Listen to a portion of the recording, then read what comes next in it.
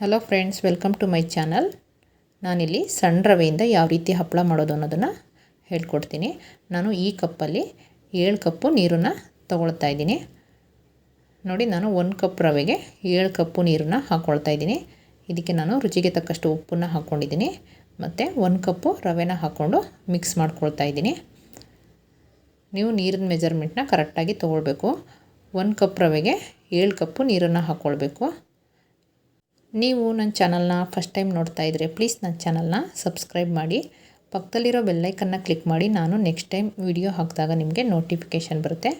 ನಾನಿಲ್ಲಿ ಜೀರಿಗೆನ ಹಾಕ್ಕೊಳ್ತಾ ಇದ್ದೀನಿ, ಸ್ವಲ್ಪ ಸೋಡಾನ ಹಾಕ್ಕೊಳ್ತಾ ಇದ್ದೀನಿ. ಇದನ್ನು ಹಾಕಿಬಿಟ್ಟು ಚೆನ್ನಾಗಿ ಮಿಕ್ಸ್ ಮಾಡ್ಕೊಳ್ಳೋಣ. ಇದನ್ನು ಲೋ ಫ್ಲೇಮಲ್ಲೇ ಒಂದು 5 ನಿಮಿಷ ಬೇಯಿಸ್ಕೊಳ್ಬೇಕು. ನೋಡಿ, ಇವಾಗ ಇದು ಚೆನ್ನಾಗಿ ಬೆಂದಿದೆ. ಇವಾಗ ನಾನು ಗ್ಯಾಸನ್ನು ಆಫ್ ಮಾಡ್ಕೊಳ್ತಾ ಇದ್ದೀನಿ. ನೋಡಿ, ನಾನು ಒಣಮೆಣಸಿನ್ಕಾಯಿನ ಮಿಕ್ಸಿನಲ್ಲಿ ತರಿಯಾಗಿ ಪುಡಿ ಮಾಡಿಕೊಂಡು ಹಾಕ್ಕೊಳ್ತಾ ಇದ್ದೀನಿ. ಇದನ್ನು ಲಾಸ್ಟಲ್ಲಿ ಹಾಕ್ಕೊಳ್ಬೇಕು. ಇದನ್ನು ಹಾಕ್ಕೊಂಡು ಬೇಯಿಸ್ಕೊಂಡ್ಬಿಟ್ರೆ ಹಪ್ಪಳ ರೆಡ್ ಕಲರ್ ಆಗಿಬಿಡುತ್ತೆ. ಅದಕ್ಕೆ ನಾನು ಇದನ್ನು ಲಾಸ್ಟಲ್ಲಿ ಹಾಕ್ಕೊಳ್ತಾ ಇದ್ದೀನಿ. ನಾನಿಲ್ಲಿ ಇದನ್ನು ಇವಾಗ ಪ್ಲಾಸ್ಟಿಕ್ ಶೀಟ್ ಮೇಲೆ ಹಾಕ್ಕೊಳ್ತಾ ಇದ್ದೀನಿ. ಈ ಹಪ್ಪಳನ ಚಿಕ್ಕದಾಗಿ ಬೇಕು ಅಂದರೆ ಚಿಕ್ಕದಾಗೂ ಕೂಡ ಹಾಕ್ಕೊಳ್ಬೋದು, ದೊಡ್ಡದಾಗಬೇಕಂದ್ರೆ ದೊಡ್ಡದಾಗೂ ಕೂಡ ಹಾಕ್ಕೊಳ್ಬೋದು. ಇದನ್ನು ಬಿಸಿಲಲ್ಲಿ ಹಾಕ್ಕೊಳ್ಬೇಕಂತೇನಿಲ್ಲ, ಫ್ಯಾನ್ ಕೆಳಗಡೆ ಹಾಕಿದ್ರೂ ಆಗುತ್ತೆ. ಬಿಸಿಲಲ್ಲಿ ಹಾಕ್ಕೊಂಡ್ರೆ ಒಂದಿನದಲ್ಲೆಲ್ಲ ಈ ಹಪ್ಪಳ ರೆಡಿ ಆಗುತ್ತೆ. ಫ್ಯಾನ್ ಕೆಳಗಡೆ ಹಾಕಿದ್ರೆ ಇದು 2 ದಿನ ಬೇಕಾಗುತ್ತೆ ಒಣಗೋಕ್ಕೆ.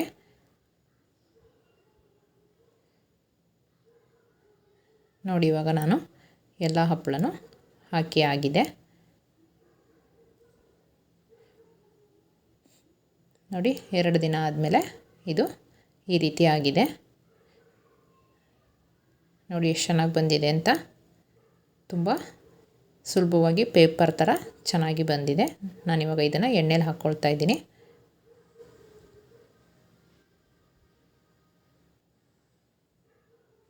ಹಪ್ಪಳ ಹಾಕಿದ್ಮೇಲೆ ನೀವು ಗ್ಯಾಸನ್ನು ಲೋ ಫ್ಲೇಮಲ್ಲಿ ಇಟ್ಕೊಳ್ಬೇಕು, ಇಲ್ಲಾಂದರೆ ಸೀದೋಗ್ಬಿಡುತ್ತೆ.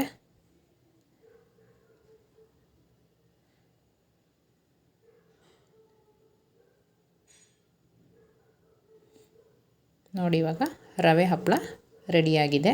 ಇದು ತುಂಬಾ ಚೆನ್ನಾಗಿರುತ್ತೆ. ನೀವು ಕೂಡ ಒಂದು ಸಲ ಖಂಡಿತ ಟ್ರೈ ಮಾಡಿ.